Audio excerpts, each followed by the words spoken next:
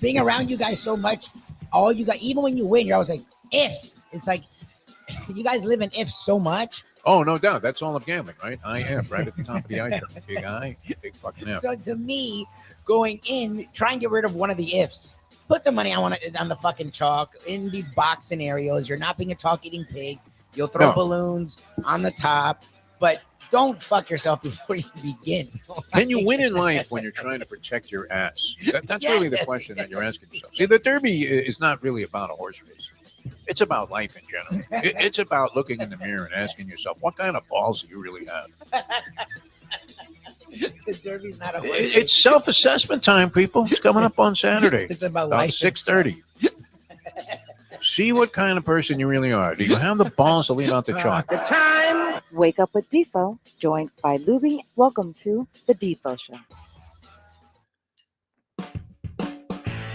All right, pleasant good morning, everybody. Welcome to the Tuesday edition of the Defo Show. Jeff DeForest and what was almost a livid Michael Lubitz. I think the rest of the world was on the same page as you last night, Lubie. Very rare. But your thoughts were a reflection of what everybody was thinking, what everybody was communicating last night. And that is that Adam Silver, you have no shame. I mean, I expected it. Don't get me wrong. Literally, what I said yesterday was, I think the Pacers have more talent. They're just young, and the way the refs are going to get involved in the series and have helped the Knicks the entire playoffs, I don't think the Pacers can overcome that. So that's why I think they'll get a couple games, but the Knicks will win in 6. I said that yesterday. People that should be on the FBI most wanted list right now and under investigation: Zach Zarba, Sean Wright, Tyler Ford. Those were the 3 officials. Mendy Rudolph is rolling over in his grave, Lubie. Rolling over in his grave. Anybody that ever thought that there was integrity in officiating. And maybe these guys are just horrible officials. Is it possible to do 82 regular season NBA games, whatever NBA games they were involved in the preseason, which does anybody follow the NBA preseason? We don't even know when it is, right? You never know when your team is playing. You don't know how many games they play. Where are they? No. Yeah. Who played? Hey, did you see that? Harden had 16, and nobody talks about the NBA preseason. It would be interesting if next year they dropped in a little Caitlin Clark for the Indiana Pacers. And you know what? I don't even think Caitlin Clark would have gotten a call last night if she was suited up in an Indiana Pacer uniform because, 15-3 discrepancy early in free throws. And then this atrocity at the end of the game that took place with the Miles Turner moving screen call. It wasn't like Rick Mahorn decked somebody along the baseline as they were about to go in for a layup and essentially came close to decapitating the opposition. This was a guy barely brushed a guy, 35 feet from the basket, 12 seconds to go in a game. It was an Ole pick, if anything. DiVincenzo goes down, takes a dive like he was Greg Louganis. And if anything, when they reviewed it and they looked at this atrocity, they probably should have called a technical on DiVincenzo for the flop. Yes, that's what's funny is they were supposedly this year again supposed to make a big thing against flopping. Jalen Brunson would be kicked out of every game if they did that. He went down like he was Manny Pacquiao in that Marquez fight. Remember when he got knocked down and knocked out cold? Yep. I think it was the 6th round. That might have been the 15th time that they met. I think it was their 4th fight. And you were shocked to see Manny Pacquiao get clocked like that. But, I mean, he just went right down like a shot. And that was DiVincenzo. There's no – I mean, if that little brush caused DiVincenzo to lose his balance that badly and fall to the floor, he's got to be taken right out of the league and examined for CTE, that there has to be something wrong with this guy. He may have Lyme disease. He has a balance issue. My God. That was crazy. I mean, you got to start giving this guy various tests to see if his balance is okay. There's something impeding that. Maybe it's a mental issue. I don't know, but it was horrible. And to call that in that spot, and under those circumstances, it wasn't in tight. This is 40 feet from the basket. The guy's barely come over the midcourt stripe. The guy with the ball was nowhere near DiVincenzo and Turner at that point, so it wasn't even as if he was setting an effective screen. In fact, I don't even think the dribbler, the guy that was handling the ball, even went in that direction, did he? No, I think it was Halliburton. I think he was there, but it was Halliburton. Yeah, he's looking for the last shot there. He wasn't going to use it. He was going to. You're not wrong. He was going to go left. Yes, off the screen. But I literally. And he has to take a 3, so it's not like he's going to go charging by this guy and get into the paint, gain some advantage. Was it? No, it was a 1-point game at that point. Remember, they had scored to make it a 1-point game. Brunson fucking threw it off the dude. Oh, yeah. And it hit him. So it was a 1-point game. That's why I was like, don't go near him. Like, as the play was unfolding, I'm like, no. Like, I knew the refs had the kickball that wasn't near a foot. So I don't even know how you got to a kickball. That you can challenge everything, but you can't challenge that one That's call. the one thing you can't challenge. And probably the refs were well aware of that, so they called the kick, even though it bounced off the guy's head. It was like Unbelievable. the kick rule is a bit of an exaggeration too, isn't it? Remember all the times you called it in the park, kickball. Like if it hits anywhere below the waist, you say kickball. That's not how a kickball works. That was one of the more abused rules of recreational basketball growing up, wasn't it? When you had to, no, he kicked it. He kicked it. And no one fights you on Just that. made a horrible pass, maybe one of the worst passes in the history of the game. That might have been the worst moving screen call, though, in the history of the game. Is that possible, Lubie? Would you put it in that category? And then Adam Silver, we were saying this earlier on our morning briefing show that every criminal organization has to have a man at the top that has no conscience. And I'm beginning to think, after we had such a almost a holy opinion of Adam Silver, he comes in for the David Stern. Would you agree that he'd become a little bit insufferable towards the end of his reign there as the NBA commissioner? Didn't he seem like he had developed some kind of level of smugness that wasn't particularly appealing? As a fan, he was almost taking over for Gary Bettman. Now Goodell is a despised commissioner just because I think it's just a natural thing to boo this guy and think that everything he does is an atrocity because it reeks of phoniness. But nonetheless, is Stern had kind of rolled into that category. Everybody hates Gary Bettman. Yes. But Stern was at the end of his run there. Weren't you very happy to see somebody else take over the NBA? Adam Silver was his protege, but came in very strongly with the Donald Sterling v. Stiviano thing. Yep. Everybody thought, wow, what a man. This is a man of action. This is not some commissioner that's going to take a bunch of shit. Yep. And then people ask him what he thought about like genocide in China or something. And he said, well, you know what? They make a good sneaker over there. So we don't have any problem with the Chinese. In fact, they're off limits in terms of commentary. Exactly. Thank you for displaying a giant pair of balls, Adam Silver. Unreal. Now, money's at stake there. They're making zillions of dollars. I mean, think about it. Pat Riley has to consider whether he wants to give Jimmy Butler an extra year at like $60 million on top of the 2 years that he's going to have at like $100 million. Is that the situation? Yes. Okay, because they get him for a third year. You know what? I have to say this, Lubie, and I don't think you're going to like it, but I wouldn't do the extension with Jimmy Butler. I would prefer, if I was a Miami Heat fan, that they almost started from scratch and traded Jimmy Butler. Because I don't think they're going to win any championships with Jimmy Butler. I don't care if they get Durant. I don't care if they get, they could get Anthony Edwards. Well, maybe then. But I don't know. The guys that are available, that they keep wanting to plug guys in. If they had plugged Damian Lillard into this team, would they really have been a championship team, do you think? They would have been missing a couple of other guys that provided some balance for them. But what do you think? I mean, you're talking the wrong guy. I think Butler is not the same dude that with everyone hurt can still find a way to get you.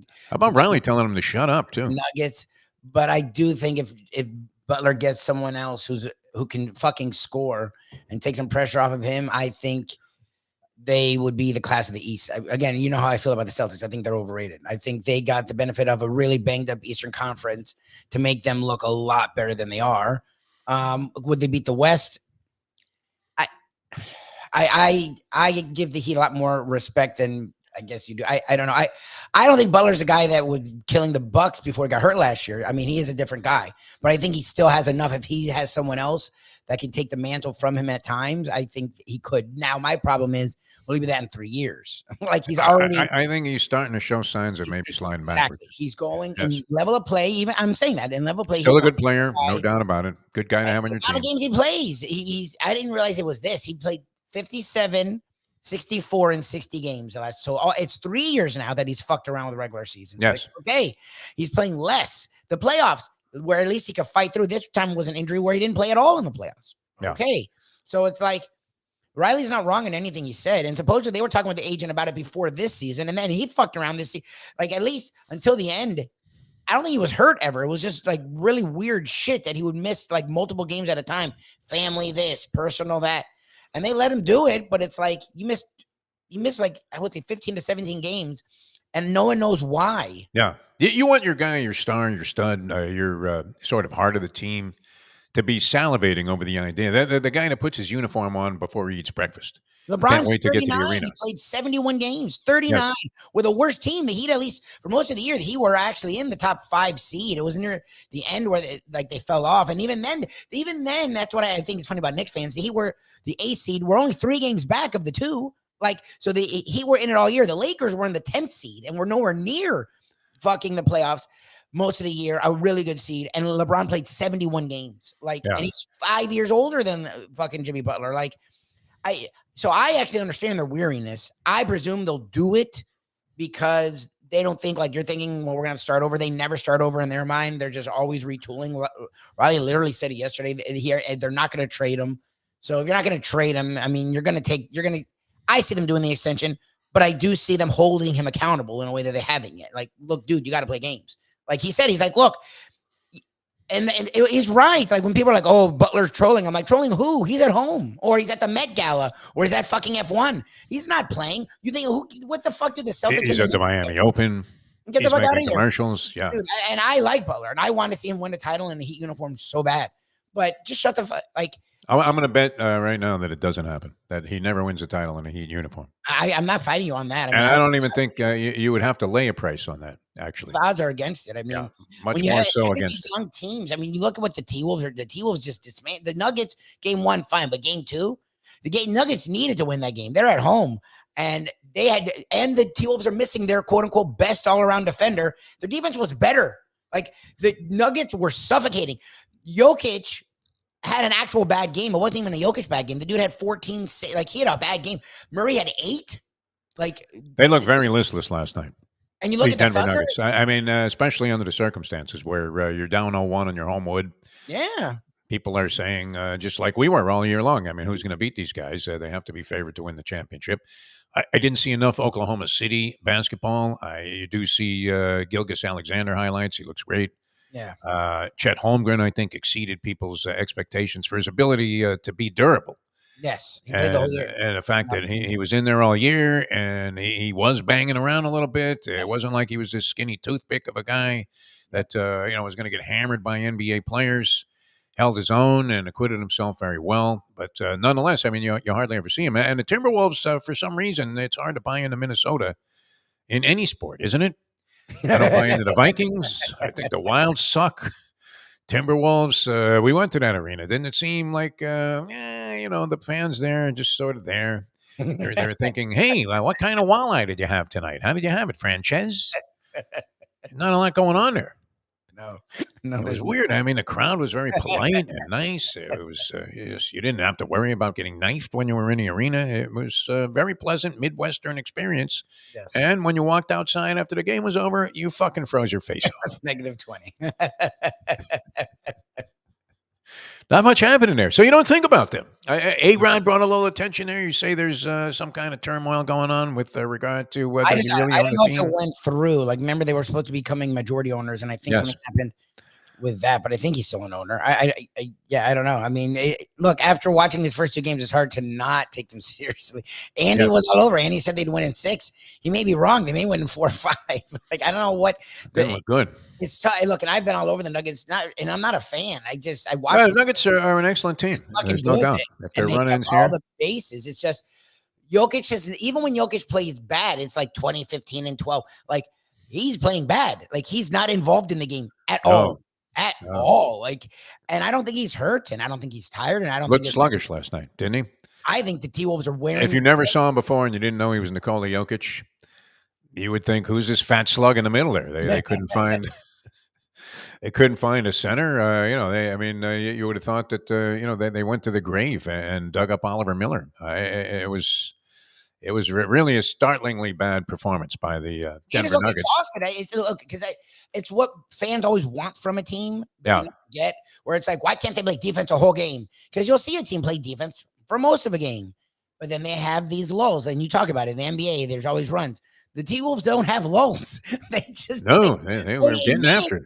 like they're on fucking cocaine. It looked like they were enjoying it, right? I mean, a guy is dribbling 40 feet from the basket, and somebody just hops right out on him. And they're like, okay, bring it on. Like they were Roberto Duran giving Sugar Ray Leonard the business there around round 15, telling him, hey, go ahead, hit me on the chin. They're running full court press up 15 in like the first half. It's like, what the fuck is this, Rick Pitino?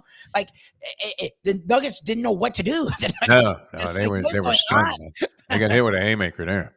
All right, the Cats were in action last night, and it was a very, very tough, hotly contested game for the first 30 minutes of this contest. Midway through the second period, you thought, wow, this is some tough stuff. This is going to be one hell of a series. Yeah. Bobrovsky was doing great. He was continuing the goaltending magic that he was working at through much of the Lightning series, with the exception of that one game. And everything was looking pretty cozy. The Panthers came out well rested. They didn't show any rust. They dominated the first few minutes of the game. Yep. And you were asking yourself, is Boston ever going to get a stick on the puck? Yeah. In the first few minutes. Now it kind of tempered down a little bit and was played on very even terms. It's interesting. Can you imagine those NBA officials trying to figure out what to do with almost any moment in any hockey game when guys are getting crushed like a grape and there's no call? Guys are being shoved into the net there, and Bobrovsky's getting hit in the balls, and nothing, no whistle, nothing, no penalties assessed. They just let him go. Yep. That's the nature of the beast there in the National Hockey League. But then there was an explosion, and you say it was an implosion, Lubie, on the part of the Panthers defense, and Sergei Bobrovsky reverted back into being, I think you referred to him as a beached whale. He didn't say anything In front of the net. Was just that the description that you used, or was that Mayo? That was you and Mayo. I just said, there's Bobrovsky. It wasn't all his fault. He was getting tagged, but both Swayman was too. And Swayman, Swayman was pretty amazing in this game. Either that or he's the luckiest son of a bitch. He was getting tagged a lot, and he was making most of the saves except for one. Like, Bobrovsky was getting tagged the same way, but even when he's playing his best, it's like if he's getting shot at like that, he's going to give up two at least. That's just who he is. Yeah. Lo and behold. And it's like, damn it, because the Panthers defense had played so much better most of the season. They were not keeping them. I know the first 5 minutes they held the puck. For most of that half, it was very split evenly. And whenever the Bruins had it in the Panthers zone, they got a lot of nice opportunities in the Panthers zone. And I was waiting for it. I'm like, damn it. And once they scored, I'm like, watch, they're going to score so quick. They scored in like 10 seconds. It's like, Jesus. Yes.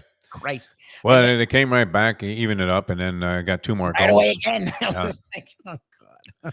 that was an ugly stretch there. And, of course, they got that guy made a hell of a backhand shot against Bobrovsky to add the fourth goal for the Boston Bruins. That pretty much put the game, no pun intended, on ice. And then the Panthers, with like 11 minutes to go, they pulled the goalie.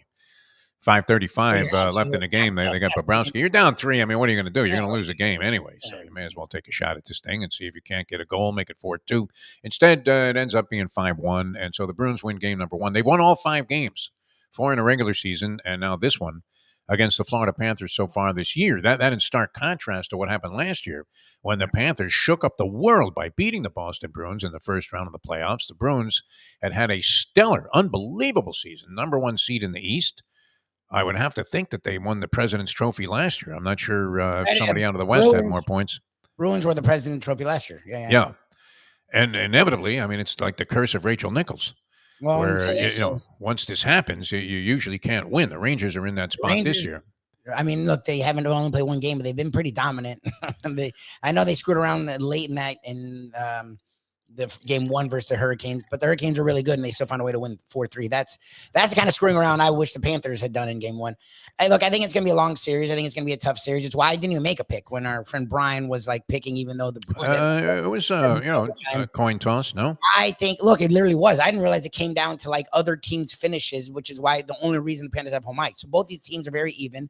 Again, to me, the last 8 teams are all very even. Yes. What is annoying about this sport, you don't get any going round 1. You don't get any easy series for the most part.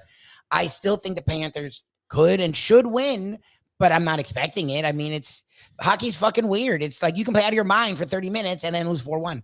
Like, it's just the puck. It's literally how the puck bounces. I would hope they at least have a better defensive effort. That you got to keep the puck out of your fucking zone. Bobrovsky's going to give up tons of goals. Like that's just who he is. He's not fucking Dominic Hasek. Like he's not. He can play well if he gets help. If he doesn't get help, he's going to give up like two. Again, like we were talking about this morning. There's just goals that I don't even like. He had the angle. That's what the goalie wants. But the one that went in over his what would it be? His right shoulder. The guy had a weird angle. Couldn't even see the net. Really. There was no space there to put a puck. And then he bends down. It was like, dude, there's no way he can score. Just stand fucking there. It's like the sumo shit you always talk about. It's like you have the goal. He like bent down. And it like left just enough room for the guy to find that. It's like, there's Bobrovsky. Like, that's what he's going to do. He's going to give up a couple goals. He needs the help from the defense, and we'll see if he gets it in game 2. It's not like I'm Billy Smith or something, some guru of goaltending. But did it seem, and maybe this was just 2 shots that I'm judging it on, so it might be a relatively small sample size. But seeing how that one goal squeezed in there over Bobrovsky's right shoulder when it did appear that there wasn't enough space that he left there. There was no room for a goal. I was like, I thought it was automatically going to miss. Now, this happens. I mean, you'll see pucks squirt between the legs of a goaltender who appear to have it blocked, and weird stuff happens. Like you said, just strange bounces take place in a game. But is there a tendency out there or a trend that's been indicated that if you shoot the puck high, like towards the crossbar, on Bobrovsky, you have a better chance of beating this guy? He gives up a lot of them. Is that something that we should look into, Lubie? Maybe there's some metrics on that, sabermetrics, because the other goal, one of the other goals, one was on a scramble play, and the guy just whacked it home. But the other goal of the first 3, which were critical, was also right just above the crossbar. So I don't know if Boston's intentionally doing this, but maybe they spotted some kind of weakness overall in Bobrovsky's game. I guess the big weakness would be that he looked like he was blind in one eye last night for that brief stretch. And then he didn't get a whole lot of help, like you said. So we'll see if the Panthers can bounce back. All right, we're going to go old school here. A little juxtaposition of the schedule. Usually on Wednesday, we go old school with this man, the number 1 sportscaster in the history of South Florida sports. And that's saying a lot. There have been some good ones, including, what's interesting? It was, and Tony Segreto, how are you, my friend? How are you feeling? I'm fine and dandy. How are you? How are you, Defo? How are you, Lubie? Good morning. We're good. Yeah. I got the unfortunate diagnosis yesterday that my Achilles is literally hanging by a thread, is the way they put it. Hanging by a thread. Good. Yeah. That's not good. So what do you have to do? The options were laid out. You could have surgery and be laid up for God knows how long, or try to walk around with some kind of a plate or boot. And so I'm going to be fitted for some kind of customized thing today, because the thing they gave me, I don't know if you remember this movie Face Off with Nick Cage and John Travolta. Yeah. All right, so they got this like dastardly prison where they put these boots on the guy, and that means they have like complete control. They can just lock them in their spot. Yeah. So I had something like that. So I'm trying to find something that's a little bit less cumbersome, so I can drive without thinking about getting this giant thing caught on the gas pedal. How did it happen? It could have been a lot of things. It could have just been wear and tear, but it was exacerbated by me trying to chase down a drop shot, as if I was Rafael Nadal at Roland Garros. And I felt it and heard it pop, and that was that. I didn't think it was that bad, because, it's actually not killing me. My other foot is giving me a bigger problem now, maybe because of the awkward nature with which I'm walking. But, so the MRI showed that it was just marginally hanging by a thread. And, the layoff and the therapy, though, supposedly might be the answer. I may never be the same, though. I may never be the same. The jump shot is off the table. What are we going to do with him? What are we going to do? What are you going to do? You know what? I was still playing ball at 72. I feel pretty good about it, actually. So we'll see. People bounce back from this shit, Tony. It's not like the end of the world. Marino, your boy, your favorite. I don't think he was ever the same, though. No, he wasn't. After the Achilles tear. His might have been a little bit more severe. I don't know that it can get more severe, because if it does, then all of a sudden your foot is detached. But it was an interesting diagnosis. But he was never the same after that. Remember that? Gets caught. It was such an awkward thing. Such an awkward fall. tackle. He just stepped. I mean, that's the problem with the Achilles. It can just be a weird step. Anything can happen, man. Yeah, no, I think it might have worn down from tendonitis and then just snapped. So I will see what happens. All right, we're going to come back. A lot to talk about here, Tony Segreto. A lot to talk about here on the program. We have local teams. I always love the State of the Union address by Pat Riley. It usually is very and wildly entertaining. He always goes for it. Crucify Jimmy Butler. He just always goes for it. I think he's sick of Butler at this point. He's just no. Look, he said they're not trading him, and our buddy Ethan Skolnick compared it to the 2014 because that's what everyone was doing. Oh my God, this was LeBron, yeah. But it wasn't that. Supposedly he was very subtle in the fact that he only talked about basketball. He talked about nothing else, and he made basketball questions only. He made it clear that they aren't trading him, and whereas LeBron was a free agent, Jimmy Butler already still has another year. Yes. Correct. And they've been in discussion, and Butler is well aware how Riley feels. So this was not the LeBron thing, but it was Riley being Riley. Riley was on his game yesterday. All right, we're coming back. Speaking of being on his game, Tony Segreto. Brought to you by Texas Roadhouse Restaurants. Ed Garcia always on his game. He'll join us later on, and we'll see what he thinks about some of this stuff. And we're going to be back with Tony Segreto and Old School here on the Defo Show in a moment. Now that. The time. It's 8:34. Here, let me ask you a question. What do you look for when you go out to eat? Good food, obviously, friendly atmosphere, not too loud, but good energy, reasonable prices, and a place where you feel comfortable.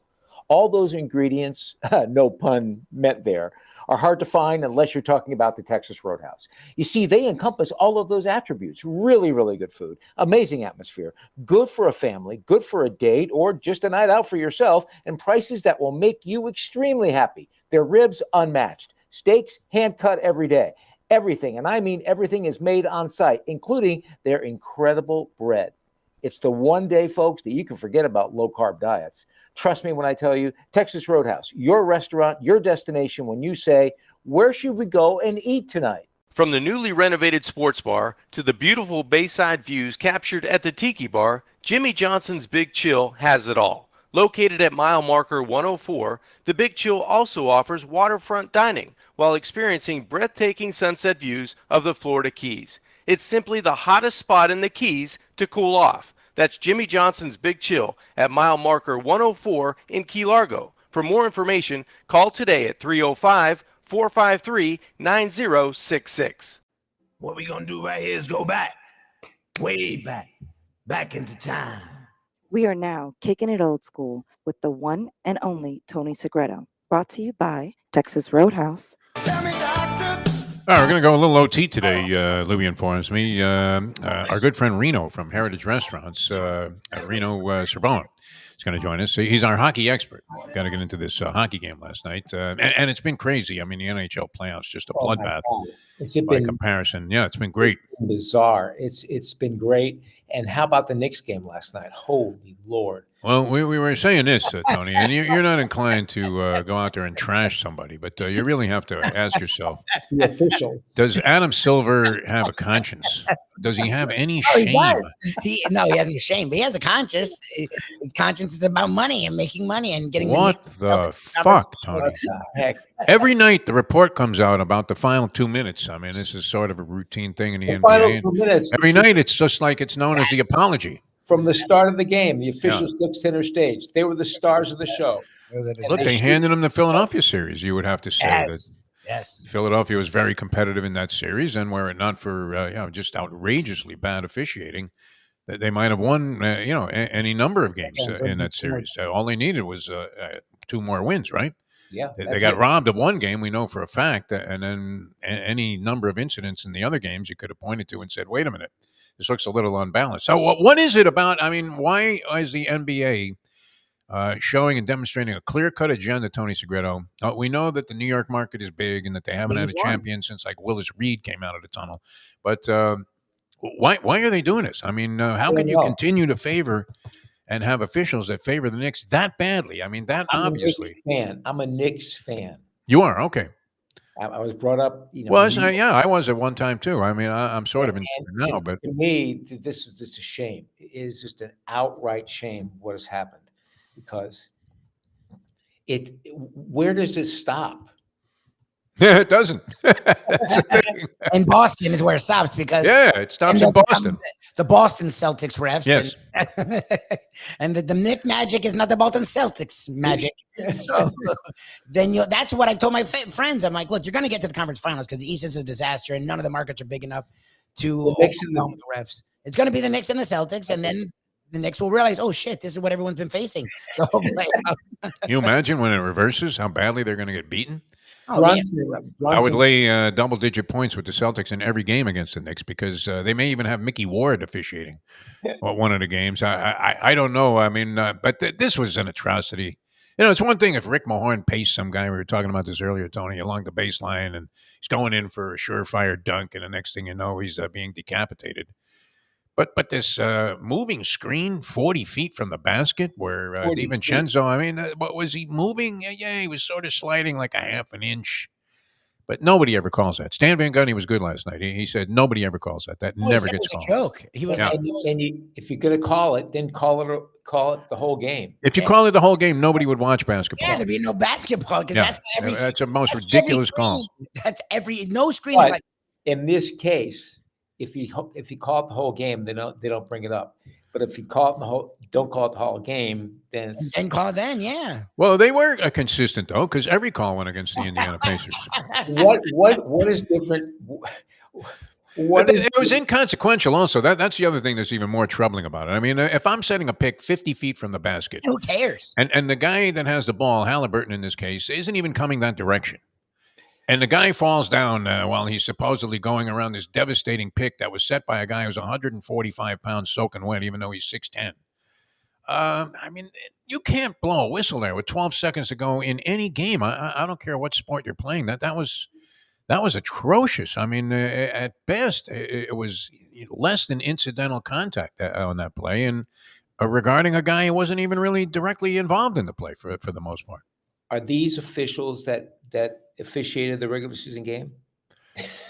They were, I guess, we have names here, but maybe they're changing them on a nightly basis because my question is, and I can't imagine this would be the case, they don't use the same officials in all games in a series. They vary them, I would imagine, every night, don't they? Yeah. So how are they getting this result? Silver's got to be behind it. If those officials aren't taking a task this morning, then I don't know what they file a report and they say we fucked up, and then he said it goes on. Fine. What's that? It was fine. Silver said it was fine. No, I think they had a report. They admitted that they blew these calls. I want to see the fucking report. Yeah, they admitted they blew the kick ball call because, as Lubie said, the ball goes off the guy's nose. Never near a foot. Yeah, the ball was never near a foot. That was like even never near a foot. I'm like kickball. And then they showed the replay, and it was the dude's hand, and it went clearly off his hand into a Pacer, and he was about to pass it for a fucking dunk. They're like, kickball. It's like, kickball. Like, Jesus, you guys aren't even trying to hide this shit. And it's the one call you can't challenge, and the refs know it. When they called it, the refs knew it. Yes. Like, aha, you can't get us on this one. It's like, Jesus. Like after that call, you could hear where Tom Thibodeau was screaming, McMahon! It's like Vince is taking over all sports. It's literally insane. So what do we think about Adam Silver allowing us to go on? I said this earlier today on one of the shows we were doing. Might have been this one. That, at the head of every criminal organization is a guy without a conscience. Now Lubie's saying that it's a conscience, issue here, that it's a conscious effort on the part of Adam Silver and the NBA to keep the Knicks alive. You're saying that. I just think it's funny that every single game has been Knicks ref skewed. That's all I've said. Time out. First of all, Jeff, do you hear what Lubie says and what I say? What I say and what Lubie says and what you say are different. Well, that's not surprising, Tony. I mean, you see a lot of pie in the sky. I see evil. I see sinister. I see the fix being in. I don't get it. I don't see how you could persist in this. I don't blame you on this one. Because well, I mean, it's like I call in a lot of boxing matches, and you'll see a referee, and he's clearly favoring one guy, and you're asking yourself, how long can this go on? And the answer is all 12 rounds. I mean, and I'm watching this officiating issue because it goes back. I mean, the previous series was a disaster. It was an embarrassment from an officiating standpoint. That was one of the worst overall series I've seen in the NBA. Maybe rivaled only because of the actual value of the moment, as you would say, by that Sacramento LA Lakers series many years ago when they like handed the game to the Lakers. What was that, game 6? Yeah. And it was such ugliness. I mean, it was a joke, but this was bad. I mean, with 12 seconds to go, you can't rob a team on the road of their chance to at least take a shot and pull out this game that they were battling in all the way. They had every reason to believe that they should have won the game. And yet, I mean, Brunson is bowling people over, no call whatsoever, taking 20 steps before he releases a shot, changing pivot feet a dozen times in the paint. Yes, he changes his pivot feet so much. Yeah. They never even think about calling. Never mind 3 seconds. How about 8 seconds being called? You could get a parking ticket in there. The way I'm picturing the officials reading the rule book as they're playing. Yeah, exactly. Because they clearly had no knowledge of the rule book. no knowledge of the game at all. It was more like getting a how-to book on how to steal a deserving, a group from the glory that they should be experiencing. But anyway, it was interesting. So, I mean, you were thinking at least it's going to be competitive, though, this series, because most people thought, well, the Knicks got the softer draw here, and, they're going to beat the Pacers fairly handily. But, as Lubie says, the Knicks aren't a great team. I'm in great admiration. Lubie doesn't want to go ahead and acknowledge that Brunson's a hell of a player. I mean, I think he's a great scorer. What he's doing is phenomenal. I think he's a great scorer. I do think it's interesting that anytime they have a big defensive possession, who's on the bench? Luka Doncic is a horrendous defender. He's on the goddamn fucking court. Like, the fact that they literally take Brunson off the court is why I can't say he's a great player. He's a great scorer, but he's so bad defensively. Even Tyler Hero's on the goddamn court when Duncan Robinson will finish games. Duncan Robinson. Brunson is so bad defensively that they literally remove him at the end of games because not only he can't defend, they think he's going to hurt them defensively. So that is why I can't. And he doesn't rebound. He's going on a rant, people. Well, it's fine. No, it's I good. think Brunson's a good scorer. I turn think him he's loose. a top 15 player. I think if you say just pure scores, he's a top 10 player. But he's a sieve on defense. And the fact that you're watching Anthony Edwards take over on defense, that's still matters. Like, Edwards was phenomenal. I mean, they just finished pointing out. It's always great. This is typical of what happens in announcing. Not that it was bad, but I mean, it was true. He had like 5 points midway through the second quarter, and this is a guy you're expecting to go off for 40. And then all of a sudden, he scores like the next 20 points, and in phenomenal and versatile, athletic, acrobatic fashion with a deadly jumper on top of all the other stuff that he was doing. And next thing you know, he had like 35. Yeah, it was great. Playoffs make a star. He was doing this during the regular season, but you just don't see a lot of Minnesota and Oklahoma City basketball, no matter how talented the teams are, because they're always going to show you the Lakers and Golden State, which maybe because of the seniority or whatever and the level of appreciation that LeBron James and Curry have, maybe that's justified, but you don't see a lot of the young teams like this. And it's interesting to see how good they are. What do you think about LeBron becoming a player coach? Yeah. I don't think that'll ever happen. That's not a thing. Never happened. Yeah. 60s. Let's bring in a guy who should be a player coach. He is kind of a player coach. He is a player coach. Yeah. See what he is. I mean, he's up there going, hey, Sarasota, let's get on this, man. This is the way we do it. At Texas Roadhouse Restaurants, which I think he owns half of the chain at this point. Ed Garcia joined us on the show. How many of those you have? Do you have like 300 of them yet, Ed? I mean, you're really doing well. We're so proud of you. Thank you. I appreciate that. I just helped supervise the 11 on the East Coast, soon to be number 12 on July 1st. So very excited about that. July 1st, we open up in Lake Park. So come by and check us out. Tony, I know somebody there. So if any of you guys need maybe a special invite, you want to come in and do the little friends and family deal, you let me know. Oh, wow. Okay. I'm doing one, actually. Big plans. Wednesday night. We'll be in the what is it? It's not Margate. It's what's the next town? Miramar? No, the one up north. Coconut Creek. Coconut Creek, yeah. I should know that. I see the sign a million times. Did you get the Davy fight? So I literally just got an email about 7 seconds ago, and right as the show was starting, and they decided to go with a different client. No. Oh no. It's gonna be the new gonna spit my trend, drink I guess, here. is What? Korean barbecue. All right. So I no, told are you kidding the landowner, I said, hey, in 3 years when they go belly up, you give me a call, and I want the same offer.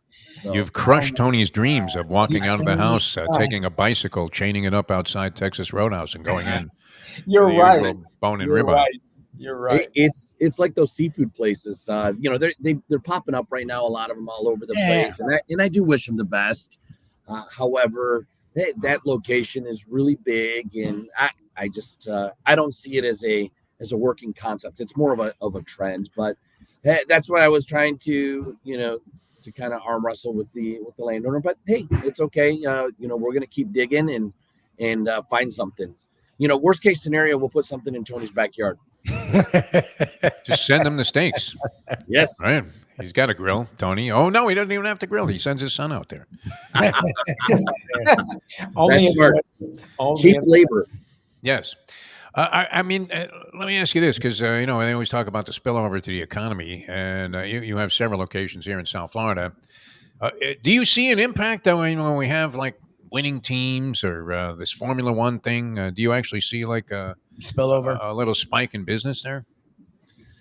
With Formula One, we didn't. We actually saw, this past weekend, the Miramar location, was really probably one of the closest ones, Miami Flagler. And again, I didn't see an uptick Thursday or Monday before it all started, but I think that the weather was fantastic this weekend. I think I told you all that I was at Formula One, which was a really, really, really cool. Oh, yeah. How'd that go? Oh, yeah, you went. I thought I saw you. Were you with Brady? I wish. I heard Brady was there Saturday, and I didn't get a chance to see him. But, I did see Mr. Trump from a distance. And then I missed, I guess, Elon was there, Jeff Bezos, and Mahomes, a few others from what I understand. But those are the big names that were out running around. But it was a really cool experience. I was in the beach grandstand and kind of got them to go see them whiz by, but ton of fun. My first time ever being at a Formula race, but definitely will be, it's on my list to go back and visit a little bit more. Oh, nice. Is that something? Is that something you guys want to sponsor? I think that price ticket's pretty big. We're not. You gonna do NASCAR? It might not be the Roadhouse crowd, not to diminish like the people that take advantage of your great pricing. But did you see the prices on the concession stands? That's what we were looking at. We were looking at that. You got to juice your prices. Lobster roll, $275. Not too shabby. So tacos were $180. One caviar egg was like $8,000. It was great. Do they serve gold bullion with it or what? They wouldn't appreciate the menu at Texas Roadhouse, these people, because you got all this variety at phenomenal prices. They would probably think it was a misprint. The cabanas, which was pretty cool, because I was like right next to the cabanas. They were 10 seats, $67,500. Oh man, that's Segreto territory there. Yes. Remember when Tony used to have to run down from NBC and buy like the last 2,000 Dolphin tickets so that they could have a sellout? And Tony's got a bag with like 80 grand in it. Could have just stopped by the box office and said, you know what, I'll take that Formula One suite too. That would have been great. Can you see anything when you're in the beach suites? Do they just like sort of go around one turn? Yeah. We were basically turned 12, 13, 14, and it was really, really cool. I enjoyed it quite a bit. Come 4 o'clock, the sun, it just worked out perfect. We weren't in the sun anymore after 4. I had a really, really great time and, got to watch, I was there Friday, Saturday, and Sunday, and it was a very cool experience. So look forward to next year. I think I'm going to shift a little bit where I was at, but, and then I'm going to really bother Tony to talk to Hard Rock and see what they can do with our partnership on there. Yes. Because the GM was out there. He gave out one of the trophies to Mr. Norris from McLaren. I don't know if he gave him the medal or the trophy, but it was very, very cool. So, and actually I didn't make it. I got cut, but my wife Brittany and my friend Max hit international TV because as the camera guy was going around and McLaren was doing that final lap, it was kind of cool. So our phone started to blow up. They're like, "Hey, we can see you guys." But So you, I'm getting closer to Tony's status. That's what I see. Well, yeah, you're rising, and Tony and I, we're on the senior circuit here, but you and Lubie are just entering, and not even at your primes yet, or nearing it. It was, it was a wild weekend all the way around, but all good stuff. And as I said, I thought of you because I saw those concession prices, and I thought, geez, Ed Garcia should have a food truck out there that people would be running outside the stadium. What would you charge us? What would you charge a steak sandwich for? If I did an event like that, I mean, it really depends, because a lot of those places, they sometimes dictate the price because they want their cut as well. Yeah. But for us, we just scream value. We just like people to find out. That's why we don't do a lot of those big sponsorships. We just want people to enjoy our food and let the food speak for itself. With that being said, Mother's Day is right around the corner. Yep. Have you thought about the gift, what you're going to do, where you're going to take her? And I'll tell you right now, a couple of my Texas Roadhouses, we're throwing up some big tents, putting some, picnic tables outside. We're setting up some bars outside. So that way, mom can have, 3, 4, 7 margaritas, depending on how your mom likes to throw down. Always an odd number. Always an odd number. That's right. It doesn't start at 1. 9. So 1 or 3, 5 or 7. You start with 1, and then you put 2 and 3, one on the left and the one on the right, right? 2 big straws. So that's how you celebrate Mother's Day. A dolly to wheel mama in the car. And I saw this, and I guess, do we still consider New York to be the epicenter of the culinary world, where they're setting all the trends? Very interesting that steakhouses are making a huge new influx into the New York restaurant market.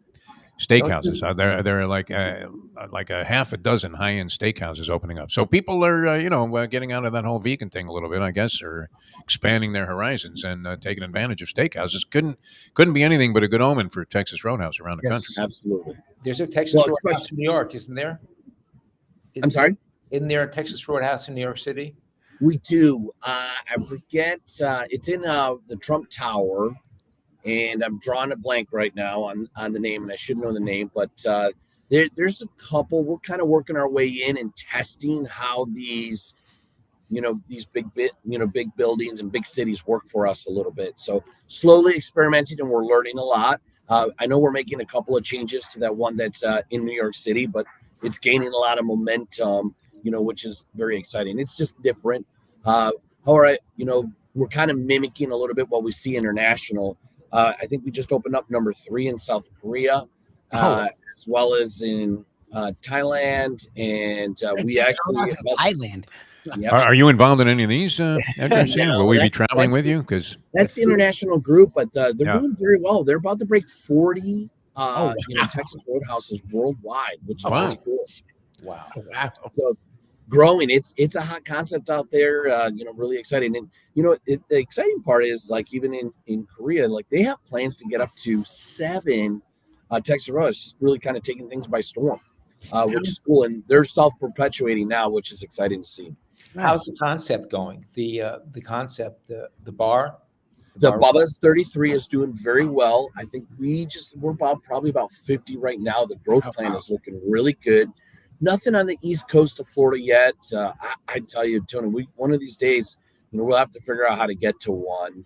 Probably the closest one right now is, Brandon, Lakewood Ranch area over there by Sarasota. But I'll tell you, the pizzas are absolutely fantastic. I mean, you go down that menu, it's like Texas, Texas, everything is flipping fantastic. And ice cold beers, really, really good drinks. They also have great margaritas, obviously a little different from Texas Roadhouse, but just a really fun concept. And the other one that's starting to grow really big is our Jaggers concept, which is our burger place, basically, burgers and chicken sandwiches, can't go wrong. And man, we have this sauce that comes with the chicken sandwiches, this Jagger sauce, out of this world. I mean, really, really, really good. So, but that one's, we probably almost at about, getting close to 2 dozen. So it's starting to take off. you won over Mike Mayo. I mean, not an easy thing to do. Just put in as they come. He will dismiss anybody else's opinion. And, he at first was a little reluctant to embrace Texas Roadhouse. He even made fun of Tony talking about the bread. And then, sure enough, he guzzled down like 12 rolls before he, almost embalmed himself by eating 6 or 7 of those entrees. Ed, always a pleasure, my friend. What do you have on tap? Anything coming up? Anything exciting in the sporting world with your various adventures? I do want to try to catch a Panther game. Hopefully, they rebound after last night. So yeah. I haven't, scored any tickets yet, but working on that. And, I think that would be, fun as the season's coming out to an end. But other than that, I'm just prepping for Mother's Day. So make sure you call ahead or use our mobile app, but I'll see you on Sunday. Yeah. All right. Sounds good. Best said. Thank you. Ed Garcia, ladies and gentlemen, Texas Roadhouse Restaurants, does a great job. All right, Tony, what do you think? I mean, are the Panthers bouncing back in their next game? Yeah, they do. Okay, they beat the Bruins. They even it up at 1-1. They don't go on the road trailing 0-2. Knicks, I don't know.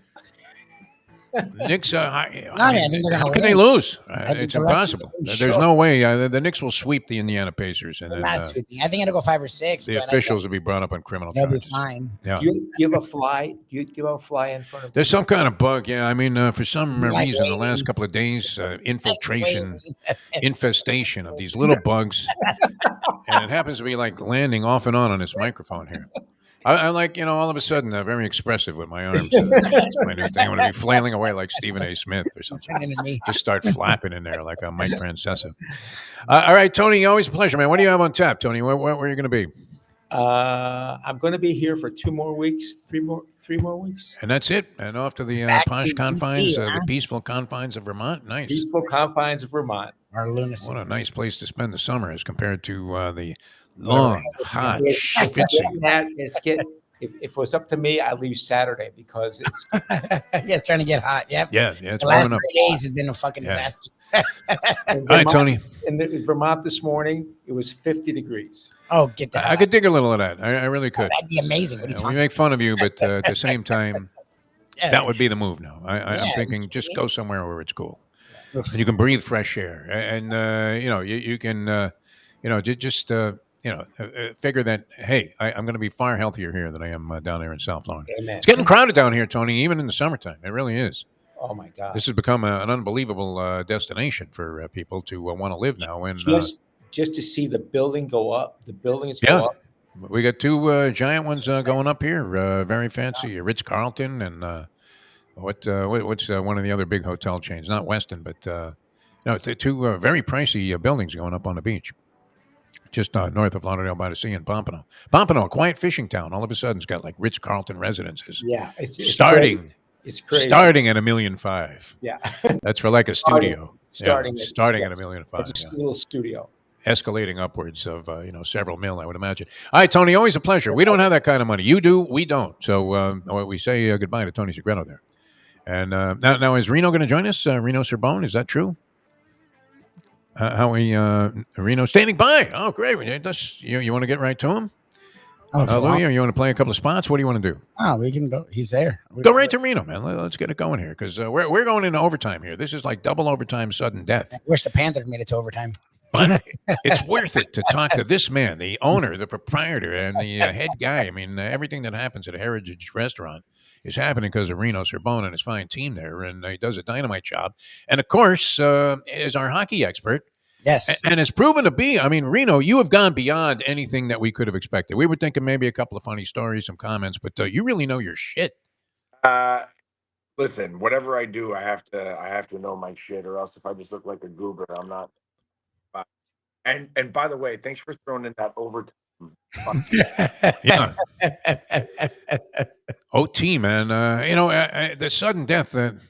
It's always. I mean, you hate to think that one of these games is going to go into like 3 periods of sudden death. Because I am looking at the exhaustion level of most of these players. I mean, that they bring it like no other sport. I know it's cliche to say that, and announcers that don't watch a hockey game all season, all of a sudden they're saying, "Oh my God, can you believe these guys?" But can you believe these guys? I mean, it's insane. That was game 1, and they're knocking their shit out of each other, and they have to bounce back and play like another game in a couple of nights. Listen, you know what? I mean, that the game 7 for Boston Toronto only went into that one overtime, but I've seen like firsthand from my brother-in-law when there was one year that there was I believe it was against Dallas. and it was the most crazy, exhausting thing in the world. Now, I was in Florida at the time. He was in Vancouver. We were watching the game at like 3:30 in the morning, 4 o'clock in the morning. It was insane. But at that level, when they're playing that long, I mean, they were by the third overtime. As soon as the skates touched ice, their legs were giving out. They're running into the room. It's a crazy thing. Hockey is no fucking joke when it comes to the playoffs. It's definitely jar Kind of hard. getting some weird intermittent So the- audio interruptions Go here. to the phone you again. know, I don't know why it's like flip that thing upside down or something, and we'll see if we can't correct that. Because if people want to hear what you have to say, Is it good now? Are we good yeah, now? that's good. I mean, it sounded like a verbal ransom note, to be honest with you. Oh, that's fantastic. Oh, good. Well, I don't know what the last thing you heard was. What was the last thing you heard? We were talking about overtime. Well, you said and Luongo and how his legs were spaghetti-like after Spaghetti guys yeah. running into the room, getting IVs. I mean, it is no joke. Hockey is the hardest sport when it comes to the playoffs. My and then the God. game last night. So we were in vacation mode. Obviously, we were still wearing our fucking flip flops and and our golf hats. You think that was it? Nightmare. Wow. So how are you? Because you were the restaurant's open on Monday, right? Or no? Are you guys? No, closed. No, closed. Oh, so you got to be a fan yesterday? I got to watch. Oh, Jesus. Yeah. Were you inclined to go out there? I mean, does Roberto offer you tickets? I was there. Oh, great. I was there, and I wanted to throw myself off the fucking balcony, but I got Dave Portnoy up on my right shoulder. I got this guy over there, and I have all Boston fucking black and yellow guys just screaming and yelling. But fuck, man. That is disappointing, though. It happens all the time. We always make, like we're shocked that this is the circumstance. But South Florida arenas, for some reason, especially in the postseason games, the other team is well represented. Always well represented. No one's from here. Yeah. Everyone's from everyone's from the Northeast. They all leave for the same shit. It's too cold. I'm tired. Where are all the lawyers from Parkland? Parking my car in the fucking yard. Fuck whatever. And they all end up here. And then I like when people are like, people in Florida, man, they're so mean. People in Florida are rude. I'd be like, I'm not even from here. Where are you from? That's where they're from. Where are you from? That's where they're from. All right, so the atmosphere was good. I mean, I'm watching the first half of that game. It looked like it was pretty tough. The Panthers opened up far from the idea that they were on vacation. Yeah. I mean, they were buzzing the net and swinging 8 minutes. early in the game. Yeah, that's all it was. 8 minutes of just really good. I mean, we got the first few hits. Where they were playing pretty hard deep in the corners. They got the first few hits in there, and they were doing really well. And then all of a sudden, we got that goal, and I don't know if we thought that this was going to be a cakewalk or whatever. And then once they tied it up, it was just like that was it. I just saw the deflation, which I don't even know why. I mean, it was only it's only one goal, but listen. Boston Toronto series, Game 7. They were still like when they're just like, oh, they're going to be tired. No. That's not how this works. When you just came off a series like that, your adrenaline is still just rocking.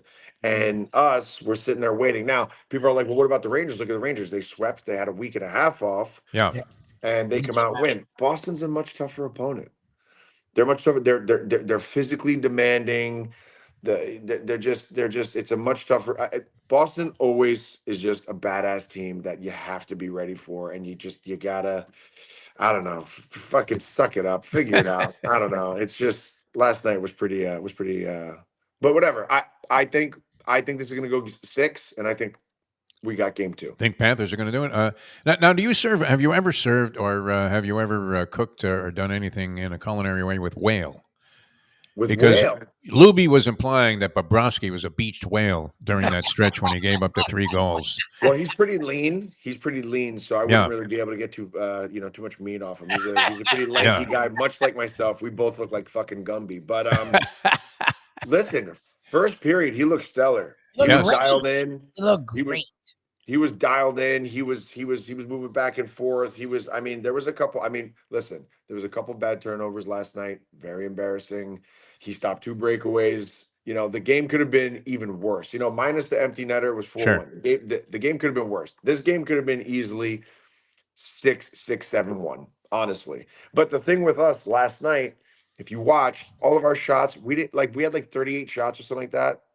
And we were just putting them in the chest, couple off the pads. Like, we weren't really testing the guy. He was tested maybe 12 times last night. So I think now they're gonna watch video, they're gonna watch tape, and they're just gonna kind of regurgitate things that they did, not even against the Tampa series. I think they're gonna revisit tape from last season. Well, that's From what the they did last too. series. What they did versus the Bruins last year. Because that's the thing is they came out and they were hitting on all cylinders. And I don't know about Russ and any of that. I don't know. They looked good for the first period and a half. Yeah. But it did feel like the Bruins hit another gear in that second period that the Yeah. Panthers They're fucking. If they're couldn't not get to. doing blow in the fucking locker room, it was just pure. It was just pure adrenaline. If they didn't go in the locker room and just start fucking doing rails right off the fucking rip, it was just adrenaline. They were just everywhere. Every time Yes. we touched the puck, and like our guys were like scared, but like we touched the puck and they would just get rid of it right away. And a couple guys just looked sluggish. They were just like, I'm not fucking with that guy right now.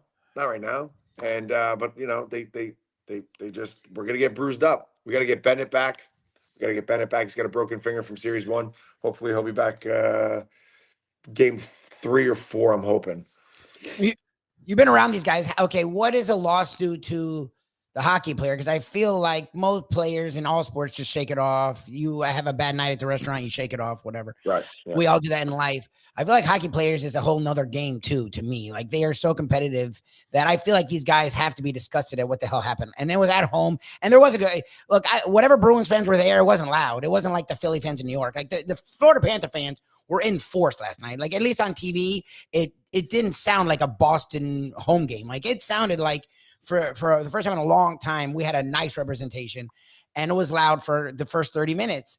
Yeah. I'm curious what you've been around these guys. You've been around these guys. They were down 3-1 last year. And that's the one thing I've appreciated about this group is they don't get too high. They don't get too low. Right. What was it like last night? You're with Roberto. I feel like they just, the minute it hits zeros, they're like, all right, we're done. Like, what is it like being around these guys after a game like that? Well, speaking on my brother-in-law's behalf, it's very deflating. When you're as passionate about the game as as he is, and I know a lot of the guys on this team are. It's really really really deflating. It's tough, because you don't want to let it's very special. They don't want to let each other down. This is a very very very special group. They got this brotherhood in them that when they lose, they feel like they let each other down. And the last time I saw that, which I think we discussed the last time I was on the show, was I haven't seen a brotherhood like this, like the Vancouver team, when we had that string of years that we were just dominant. Like we just knew every night that we were going to win. Every night was like, Canucks are going to win. No problem. Panthers, I feel like, have the same camaraderie in that room that they want to do better for each other. I know last night they're definitely, I saw them skating off into the tunnel. They were just very, very, very disappointed. But they're very tenacious. I don't think they let it beat themselves up too much. I think they're just pissed about the game. And I think they're like, wake the fuck up. Next game, we got to go. You know what I mean? They're not going to sit there and cry and moan in the shower like a bunch of little, dorks. You know what I mean? You know what I mean? That's not the constitution of a hockey player. You can tell. I mean, they're not going to be in a fetal position anytime they're soon. not cueing sad music and just letting the hot water cascade off them and just crying with their teammates. Crying about an 18% gratuity charge on a check. I mean, that's not the type of guys that we're talking about here, for sure. Exactly. There is the possibility, Reno Serbone, that Vancouver could meet the Panthers. I would imagine you could get a decent price. So where does that leave Roberto Luongo? Where is his allegiances? He lives here. He's associated with the team. Part of the organization. Does he have a soft spot in his heart for the Canucks? Of course he does. When they did the Ring of Honor, last season, when they flew him up there to put his name up in the rafters there, not in the rafters, but they have this thing called the Ring of Honor. They didn't retire his jersey yet, but he was very emotional. He spent a long time there, and in part we got to spend a long time there. It was the fans were great. The media made the fans out to be very evil. It wasn't the fans. It was the media. And the fans were great. So it was very, very, very emotional. There's definitely a soft spot for Vancouver for sure. But he's a diehard Panther, man. I mean, the guy, Florida's his home. And even though the first stint that he had in Florida wasn't a winning stint because he was stopping 60 shots a night, 65 shots a night. It made him. I think Florida was the boot camp that he needed before he went to a hockey market like that to handle that kind of pressure. So his career, when the trade happened, we thought it was like the worst thing ever, and it turned out to be the great. best situation that could have happened. So there's definitely an emotional spot for Vancouver for even the family, because they were really, really, really great to us. So just amazing city. All right, so this figures to be a competitive series. I mean, the two teams are very close. Paul Maurice was being interviewed early in the game by one of the sideline reporters on the ESPN telecast, and he said, "Hey, we had 110 points; they had 109." Yeah. So you're looking at two teams that are of similar capabilities. The Bruins had won all 4 games in the regular season. Yeah. Oddly enough, and then there's always that question: rest or rust. Would you be better off being well rested, or do you come in a little bit rusty? You're saying that it wasn't beneficial for these guys to be off, and at the adrenaline rush. I mean, maybe I don't know who their supplier is, but it might be El Chapo himself. Yeah, well, listen, fueling the Boston Bruins to this level of competitiveness. Listen, Unbelievable. they can, them, like maybe they partied in Miami the night before. They're hanging out with could all be those there. crazy. You know South what I mean? They Beach. probably, I mean, like a nice, listen, hockey players are very, very, they're very sophisticated. They had a nice bottle of like expensive wine, and they're just like, make me Tony Montana, baby. I want to cue it up. No. But seriously, though, I think, listen, they're an amazing team. Boston has always been the team that is physical. That's where they get you. They're incredible. They're quick, and even on nights that they're not quick, they know how to beat the legs. So if they're feeling slow, they're meeting you in the corners and they're wearing you down. They're a very, very. I mean, they're an incredible team. Gary Bettman comes to Heritage, no reservation. Does he get a table? He's getting kicked out. Get out. Sorry, we're booked. Even if you're empty, right? That's it. Even if I'm completely empty, we're full for the night, bud. Yeah, we're closing. There's a family incident. That'd be good. All right, who do you like then? We still have the Western Conference to be decided as well, and we're only in round 2, early games. You do have the Rangers looking pretty good. They haven't lost yet. They're 5-0 in the postseason. Yeah, haven't lost yet. Taking on the Hurricanes, who were oddly, I didn't think they were going to be favored to win the Stanley Cup. They were my sleeper team at one point. And then out west, you have Stars, Avalanche, and Vancouver and Edmonton. What do you say? Because Lubie was saying this, the hockey experts that we are, Reno. Well, we were both of the belief that you could probably pick any of the 8 teams and not be considered an asshole. What do you think? Again, that's the beauty about hockey. It's like, especially the playoffs. Look, we weren't even supposed to make it last year. Yeah, we weren't even supposed. We just snuck in. We went all the way to the final. At first, Dallas is creeping up on me. There's something about Dallas that I'm like, I don't know, man. I think there's a chance that we might see them go a lot farther than we all anticipated. I wouldn't be surprised if we saw them in the final. I think it'd be awesome if it's Panthers Avalanche, a big rematch of '96. I think that'd be fun. But I don't know. Dallas is just knocking on everybody's door and just punched them in the face. So I'm down with it.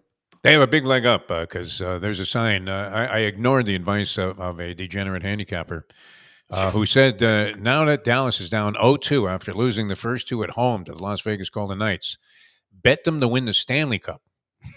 Now you're thinking this guy is smoking some kind of wicked crack because they're not even going to get out of this series. How are they going to win the Stanley Cup? And now here you are, a guy with a strong hockey opinion and a solid opinion, and you're thinking, they're in there with a shot. So it's anybody's game. If you have enough heart, like, not to get all corny, but I mean, if you play with heart, and I see them playing with heart right now. Listen, Dallas was a force in the 90s and the 2000s. Then they went through this string where they were just, they were in the playoffs now and now, whatever. Like, they're due.